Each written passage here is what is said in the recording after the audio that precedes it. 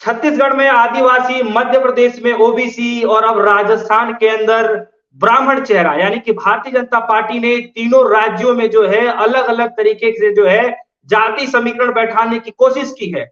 हालांकि ये देखना बड़ा दिलचस्प होने वाला है कि आने वाले लोकसभा चुनाव में इसका कितना बड़ा बेनिफिट मिलेगा। लेकिन सबसे बड़ा सवाल यही कि भारतीय जनता पार्टी ने जितने आश्चर्यचकित ये फैसले लिए हैं, इसके क्या मायने हो सकते हैं। अपने जितने भी पुराने नेता जो थे इनके, जैसे वसुंधरा राजे हो गई, उसके बाद जो है मामा शिवराज जी हो गए, तो तमाम इतने बड़े दिग्गज नेता रहे, तो उनको पीछे हटाने के जो है मायने क्या हो सकते हैं भारतीय जनता पार्टी करेंगे, इस पर सीधे चर्चा करेंगे। प्रवरता शाही जी, आप कैसे देख रहे हैं, इसके क्या मायने हैं, ब्राह्मण चेहरा दे दिया गया राजस्थान में सर। देखो ये भारतीय जनता पार्टी जो कल तक जातिगत जनगणना को मना कर रही थी कि जाति जनगणना का कोई मतलब नहीं है, कोई उसका प्रभाव नहीं है, यह जीत है विपक्षी दलों की, ये जीत है कांग्रेस पार्टी की, ये जीत है राहुल गांधी की। जातिगत जनगणना का जो विषय उठाया उससे डर कर भारतीय जनता पार्टी ने अपने चीफ मिनिस्टर्स को बदलना शुरू किया। वहां पर साय को लाए, वहां पर मोहन यादव को लाए, यहाँ पर भजन लाल शर्मा को लाए। तो यह जातिगत जनगणना से इतनी खौफ है अंदर कि यह जो है इतने परेशान हो गए। लेकिन इनके साथ एक और दिक्कत है।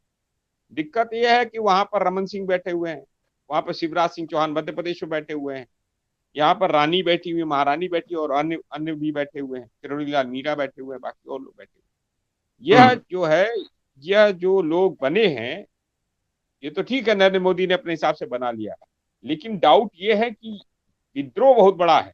देखो विद्रोह कैसे, अभी कुछ देर पहले या आजकल में जो अभी उनका प्रेस कॉन्फ्रेंस हुआ है शिवराज चौहान का, उन्होंने क्या कहा है कि मैं दिल्ली नहीं जाऊंगा, मांगने से बेहतर मैं मरना पसंद करूंगा। और उसका विजुअल दिखाया जा रहा है कि लाडली बहना रो रही हैं कि हमने आपको चुना है। ये एक मार्मिक अपील है और यह एक बहुत बड़े सोए हुए सुषुप्त ज्वालामुखी, जो मतलब होता विद्रोह की ज्वालामुखी, उसके शुरुआती तूफान का आप समझ लीजिए ये इंडिकेटर है। तो भारतीय जनता पार्टी के अंदर अब बहुत बड़ा विद्रोह अंदर होगा, सब एक दूसरे को निपटाने पे लग जाएंगे। ये देख लेना कि नरेंद्र मोदी अमित शाह यहाँ से बैठे बैठे चलाने की कोशिश करेंगे और वहां पर जो पुराने क्षत्रप हैं जो अभी वहां से हटे हुए हैं, वह लोग अपनी चलाने की कोशिश करेंगे और इसमें पूरा तरीके से पिस जाएगा कौन, जनता। अब देखो कांग्रेस पार्टी की सरकार बनी है तेलंगाना में, तो उसने यह घोषणा की कि हमने जो भी रेवंत रेड्डी ने कि बस फ्री कर दिया। सोनिया गांधी जी का जिस दिन जन्मदिन था 9 दिसंबर, उस दिन पहला काम ये किया मुख्यमंत्री बनने के दूसरे दिन ही कि बस फ्री कर दिया महिलाओं के लिए। और भी अन्य योजनाओं पर काम, गारंटी पे काम, इनके यहाँ कोई इस पर चर्चा नहीं हो रही। कहीं चर्चा है, कहीं नहीं, बस मुख्यमंत्री पर चर्चा हो रही। मुख्यमंत्री कौन बनेगा, कब बनेगा, कैसे बनेगा, इनके यहाँ ये चर्चा है। जनता के लिए कोई भी इनके पास प्लान नहीं है। 400 रुपए, 450 रुपए का जो सिलेंडर कहा है राजस्थान में, क्या वह मिलेगा? क्या वह वहां भी मिलेगा? मध्य प्रदेश में मिलेगा? क्या वो 450 रुपए का सिलेंडर क्या छत्तीसगढ़ में मिलेगा?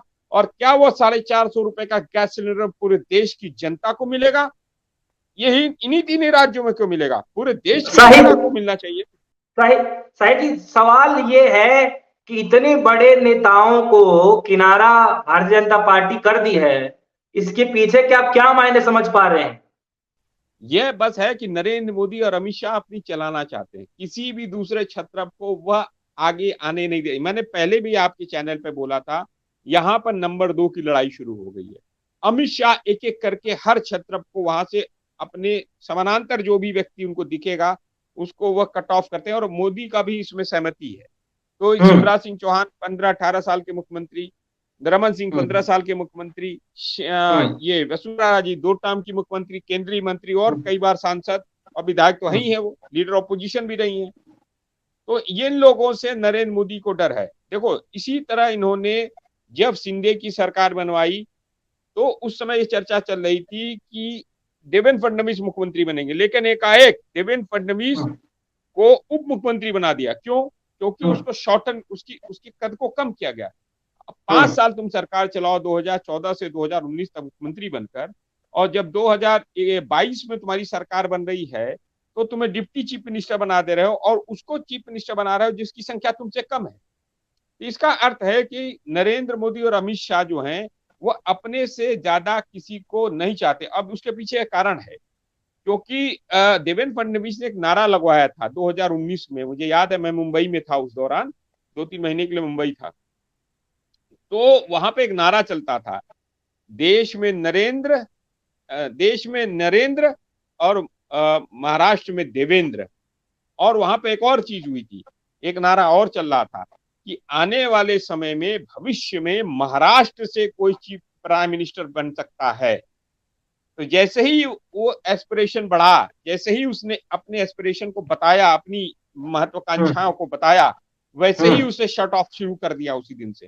तो 2022 में जब सरकार वहां पर फिर से शिंदे की सरकार बनाई गई तो देवेंद्र फडणवीस को उप मुख्यमंत्री बनाया गया। और अब जो है, जिसको कल तक भोपाल की रैली में नरेंद्र मोदी कह रहे थे करप्ट है, ये है वो है, अजीत अजीत दादा पवार, तो वो अजीत दादा पवार को उप मुख्यमंत्री बना दिया। यानी एक मतलब एक उप मुख्यमंत्री से तो महत्वपूर्ण थे, अब 2 उप मुख्यमंत्री बना दिया, यानी तीन तीन पैर की सरकार बन रही है।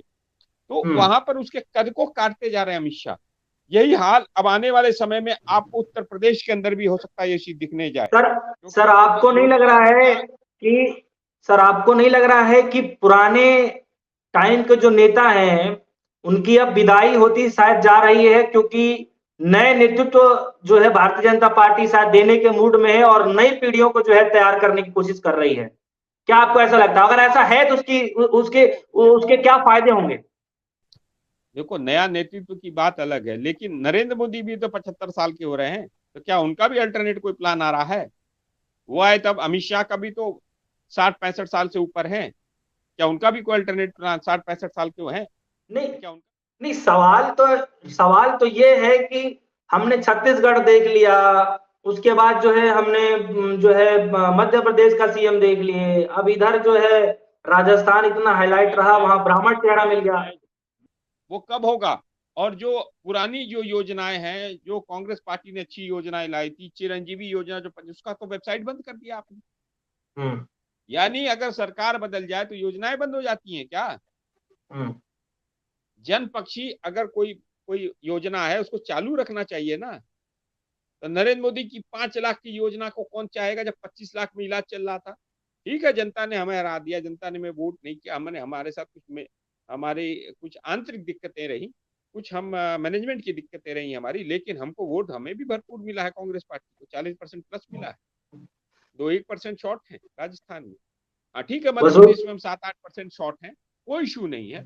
लेकिन हम तुम्हें बता दे रहे हैं कि आने वाले समय में लोकसभा के इलेक्शन में आप देखिएगा भारतीय जनता पार्टी अपने आंतरिक कलहों से जूझती हुई दिखेगी आपको।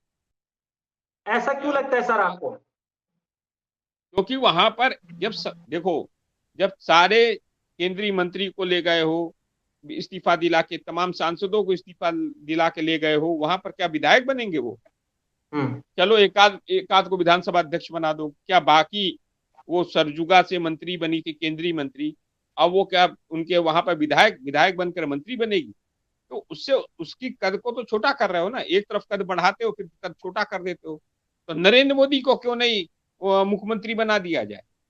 नरेंद्र मोदी क्यों नहीं मुख्यमंत्री बन जाते हैं फिर से जाके गुजरात के?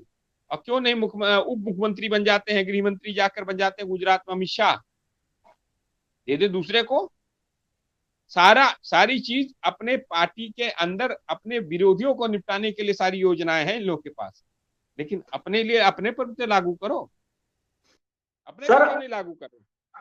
सर अब तो 3 राज्यों के सीएम भारतीय जनता पार्टी ने बना दिए हैं, और वो भी ऐसे हालात में जब कुछ ही महीनों के बाद लोकसभा के चुनाव हैं और इसको जाति समीकरण से जोड़ करके देखा जा रहा है, और बताया ये भी जा रहा है कि सन 2024 लोकसभा चुनाव का जो पिच है वो अभी से तैयार कर दी जा चुकी है बीजेपी की तरफ से। सर मोहन यादव को लाए हैं कि यादवों के वोट के लिए, लेकिन ये बताओ उत्तर प्रदेश और बिहार में भारतीय जनता पार्टी तो घूम घूम कर यादवों को गाली देती है।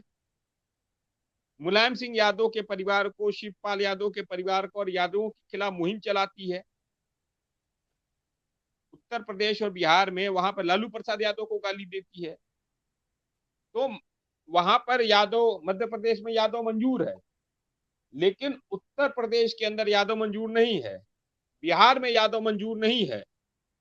इसका अर्थ यही हुआ ना कि यहां पर यादव को दुश्मन बनाकर बाकी जातियों को इकट्ठा करते हो और वहां पर जाके यादव को मुख्यमंत्री बनाते हो। तो देश के अंदर प्रदेशों में वैमनस्यता फैलाने का काम भारतीय जनता पार्टी करती है। कहीं वो जाटवों को विलन बना के दिखाती है, कहीं वो जाटों को विलन बनाकर दिखाती है और हरियाणा में बाकी जातियों को गोलबंद करती है, कहीं वो मुसलमानों को विलन बना के दिखाती है, कहीं वह कुर्मियों को विलन बनाकर दिखाती है, कहीं वो गुजरों को विलन बनाकर दिखाती है। तो जहां पर जिस तरीके का लोग होते हैं वहां पर उस तरीके से यह नया नया रोल, नए नए परिवर्तन करते रहते हैं। अब तो सवाल सर उठने वाला है, मीडिया में सर चल रहा है, उठने वाला है कि जो गुर्जर समाज के लोगों ने राजस्थान में वोट किया भारतीय जनता पार्टी को, उन गुर्जर समाज के लोगों को क्या प्रतिनिधित्व है? उत्तर जब कांग्रेस की गवर्नमेंट थी, सचिन पायलट को मुख्यमंत्री कांग्रेस पार्टी ने बनाया था। गुर्जर समाज ने वोट किया तो गुर्जर समाज के वोट का सम्मान करते हुए सचिन पायलट को उप मुख्यमंत्री बनाया गया और उनको प्रदेश अध्यक्ष बनाया गया था। लेकिन यहां पर जब गुर्जर समाज के लोगों ने काफी संख्या में भारतीय जनता पार्टी के विधायकों को भी चुना है, तो वहां पर क्या स्थिति है? उनका अपमान नहीं है। राजस्थान में यादवों ने जो तिजारा के बेल्ट में जो दक्षिण हरियाणा से सटे हुए राजस्थान के इलाके में जो वोट किया, उनके लोगों को क्या सम्मान है? तो सम्मान ये किसी को नहीं देते हैं, यह बस जो है वोट लेने की कोशिशें करते हैं। अब लड़ाई होगी, लड़ाई होने वाली है वहां पर शिवराज चौहान खेमे वर्सेस मोहन यादव खेमे में। वहां लड़ाई होने वाली है वसुंधरा राजा खेमे में और भजनलाल मोदी, अमित शाह और भजनलाल खेमे में। वहां लड़ाई होने वाली छत्तीसगढ़ में रमन सिंह खेमे में और विष्णुदेव शाह के खेमे में, और अमित शाह और नरेंद्र मोदी के। वहां पर जितने भी क्षत्रप हैं वह क्षत्रप इस अपमान को भूलेंगे नहीं, इतना मैं बता दे रहा हूं। और यह आपसी लड़ाई में, ये सरकारें आपसी लड़ाई को निपटाने में ही 5 साल गुजार देंगी, या हो सकता है बीच में सरकारें गिर भी सकती हैं, लेकिन जनता को कोई भलाई नहीं होने वाली है। 5 वर्ष तक एक दूसरे का मान मनोबल होगा, कभी कोई नाराज होगा, कभी कोई किसी को मनाया जाएगा, यही स्थिति होती रहेगी, बस इतना देख लेना। सर मीडिया में ये सवाल चल रहा है कि आडवाणी युग की जगह अब मोदी शाह युग की शुरुआत हो चुकी है सर। भाई मोदी और अमित शाह का युग की शुरुआत तो 2014 से शुरू ही हो गई है। सबको ये धीरे धीरे करके सबको ये मार्गदर्शन मंडल में तो ले ही गए हैं, किसको किसको नहीं, सबको लेके गए हैं भाई। आडवाणी को ले गए, उसके बाद मुरली मनोहर जोशी को ले गए, उसके बाद वहां से जो उनके पुराने हिमाचल प्रदेश के जो पूर्व मुख्यमंत्री थे उनको ले गए, सबको तो ले गए, धूमल जी को ले गए, सबको तो ले गए हैं ये। अब आने वाले समय में हो सकता है राजनाथ सिंह को और गडकरी को, वसुंधरा राजे को, शिवराज सिंह चौहान को, रमन सिंह को हो सकता है मार्गदर्शन मंडल में ले जाए। लेकिन नरेंद्र मोदी की जो अग्निवीर योजना है उन पर कब लागू होगी, ये सवाल है। सर एक और, नरेंद्र मोदी को मार्गदर्शन मंडल में कब जाएंगे? नरेंद्र मोदी ने देश के बच्चों को, नौजवानों को 18 साल में आयु में भर्ती करके और 4 साल में 22 साल में रिटायर होने का ऑप्शन दे दिया। नरेंद्र मोदी की उम्र 75 साल है, वो क्यों सत्ता में, वो क्यों प्रधानमंत्री बने हैं? उनकी रिटायरमेंट एज क्यों नहीं? इस देश के नौजवानों को रिटायर करते हो, इस देश के तमाम नौजवानों को बेरोजगार कर दिया, तमाम लोगों की जॉब छीन ली, और आपकी जॉब चल रही है। शर्म आनी चाहिए नरेंद्र मोदी। सर अभी जो राजस्थान के अंदर में जो 2 उप मुख्यमंत्री बनाए जाने की जो खबरें हैं और मुख्यमंत्री जिस हिसाब से बने हैं ब्राह्मण चेहरा, तो ब्राह्मण, राजपूत और दलित तीनों का संतुलन जो है बनाए रखने की बातचीत चल रही है और उसका फायदा जो आने वाले लोकसभा चुनाव में देखा जा सकता है। सर आपको नहीं लगता कि ऐसा हो सकता है? जिस तरीके से उप मुख्यमंत्रियों को भी सर बड़ा पद मतलब बनाया गया है, जिस जिस क्षेत्र से आते हैं, जिस जाति से आते हैं। जो जाटों का वोट गया है वो कहाँ जाएगा? जो जाटों ने वोट किया उन्हें, जो गुजरों ने वोट किया वो कहाँ जाएंगे? यादवों ने वोट किया राजस्थान में, वो कहाँ जाएंगे? उनके सम्मान की कौन सी चिंता है? उनका रिप्रेजेंटेशन कहाँ है? इसीलिए हम मांग करते हैं जातिगत जनगणना की। जातिगत जनगणना जब तक नहीं होगी पूरे देश में, तब तक देश के अंदर सामाजिक न्याय नहीं है, देश विकास नहीं कर सकता। इस बात को आप भी समझ लो। जातिगत जनगणना से देश के सामाजिक, आर्थिक, राजनीतिक और शैक्षणिक आधार पर देश के स्तर को पता चलता है, और यह पता चलता है कि कौन हमारे देश में एक एक का विकास हुआ, किस वर्ग का, और कौन सा वर्ग जो है हमारा 70-75 साल में पीछे छूट गया, हम उसके लिए योजनाएं बनाए। तो जातिगत जनगणना के लिए यह ओके नहीं कर रहे हैं, लेकिन जाति के हिसाब से मुख्यमंत्री चुन रहे हैं। यहां पर लक्ष्मण यादव की जॉब ले ली, डॉक्टर लक्ष्मण यादव की जॉब ले ली। डॉक्टर लक्ष्मण यादव एक नौजवान साथी, उसकी जॉब ले ली दिल्ली विश्वविद्यालय में, और वहां पर मोहन यादव को बनाने से क्या, लक्ष्मण यादव जैसे तमाम नौजवान जो ओबीसी समाज से आते हैं, जो पिछड़े हैं, जिनको नौकरियां मिलनी है असिस्टेंट प्रोफेसर की, उनकी छीन ली। जेआरएफ उनका छीन लिया। अब कोई पीएचडी नहीं कर सकता है ओबीसी, एससी, एसटी। क्या बस आदिवासी मुख्यमंत्री बनाने से सारे आदिवासियों का क्या भला होने वाला है? नहीं होने वाला। मैं नरेंद्र मोदी से पूछना चाहता, नरेंद्र मोदी बताओ कि जाति जनगणना कब कराओगे, मुझे बताओ। और अगर नहीं करा सकते तो 2011 में 10 में जो मनमोहन सिंह की सरकार में, कांग्रेस की सरकार ने जो जातिगत जनगणना की, तो उसकी रिपोर्ट लागू करो और बताओ देश को कि कहां कहां पे चूक है, कहां पे विकास रुका हुआ है, और विकास तभी हो सकता है। और मैं एक और चीज सब बता दे रहा हूं, ये जितने भी लोग बने, सुन लो, एक भजन लाल शर्मा, मोहन यादव और ये विष्णुदेव शाह, यह लोग अडानी के हिसाब से बने हुए लोग हैं, और यह लोग अडानी के हिसाब से जमीनें, राजस्थान की जमीनें, मध्य प्रदेश की खदानें, छत्तीसगढ़ की खदानें अब अडानी को बहुत आराम से मिल जाएगी। यह लोग अडानी, मैंने क्या कहा था, अडानी के हिसाब से मुख्यमंत्री बनेंगे और अडानी के हिसाब से मुख्यमंत्री बने। ये लोग अडानी के हिसाब से काम करेंगे। सवाल तो सर ये हो रहा है कि अब जो है राजपाट तो चला गया, अब क्या करेंगी वसुंधरा राजे जी? जैसे कि अभी आपने जिक्र किया कि जो है दो खेमे में बढ़ते हुए नजर आएंगे, बाद में जाकर के ये भी देखने को मिलेगा। क्या आपको लगता है कि वसुंधरा राजे अभी भी नाराज होंगी? उनकी बॉडी लैंग्वेज कैसी थी? कल आज बयान आ गया ना शिवराज सिंह चौहान का, वो क्या है, विद्रोह की शुरुआत। इसी तरह वसुंधरा राजे की भी आपने देख लिया, आपने उनका बॉडी लैंग्वेज, ये विद्रोह की शुरुआत नहीं समझेगी। उत्तर प्रदेश के अंदर सरकार नहीं थी, अगर 15 साल से सरकार नहीं थी, इसलिए जो इन्होंने कहा उसको उसको लोगों ने एक्सेप्ट कर लिया। इन्होंने बिहार में सुशील मोदी को हटा दिया उप मुख्यमंत्री पद से। आज वहां पर कोई कोई नेता नहीं है भारतीय जनता पार्टी का एक जो ये कह पाए कि पूरे बिहार में मुझे नेता माना जाता है। येदियुरप्पा को हटा दिया था तो क्या हुआ, भारतीय जनता पार्टी को उसका खामियाजा भुगतना पड़ा कर्नाटक।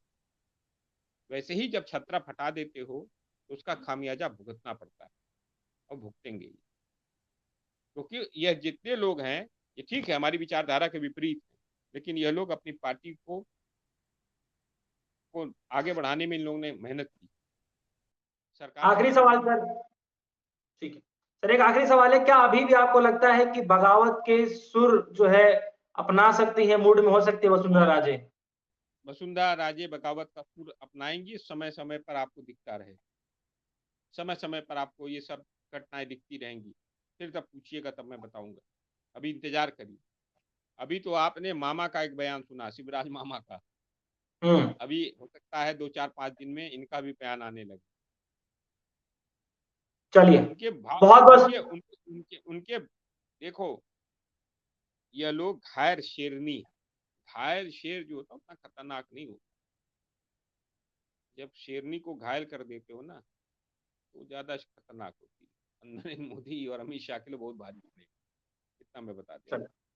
बहुत बहुत शुक्रिया आपने अपना बेशकीमती समय दिया प्रवरताप शाही जी। इस तरीके से राजस्थान, छत्तीसगढ़ और मध्य प्रदेश में भारतीय जनता पार्टी ने सीएम जो बनाए हैं उसका कितना बड़ा बेनिफिट जो है आने वाले लोकसभा चुनाव में भारतीय जनता पार्टी को मिलेगा। इंडिया अलायंस आखिर इसका जो है तोड़ किस तरीके से निकाल पाती है, देखना काफी दिलचस्प होगा। मीडिया में ही तमाम खबरें चल रही हैं कि भारतीय जनता पार्टी ने एक तीर से दो निशाने किए हैं। एक तीर से यानी जो है सीएम चेहरा भी दे दिया है, जातिगत समीकरण को भी बैठा दिया है और दूसरी तरफ जो है लोकसभा चुनाव की जो है बिसातें बिछा चुके हैं। तो आने वाले समय पे सब कुछ साफ होने वाला है कि दरअसल इंडिया अलायंस इस चीज को लेकर के जो है क्या रणनीति तैयार कर सकता है और भारतीय जनता पार्टी आगे क्या कुछ करने वाली है। फिलहाल दीजिए इजाजत, धन्यवाद।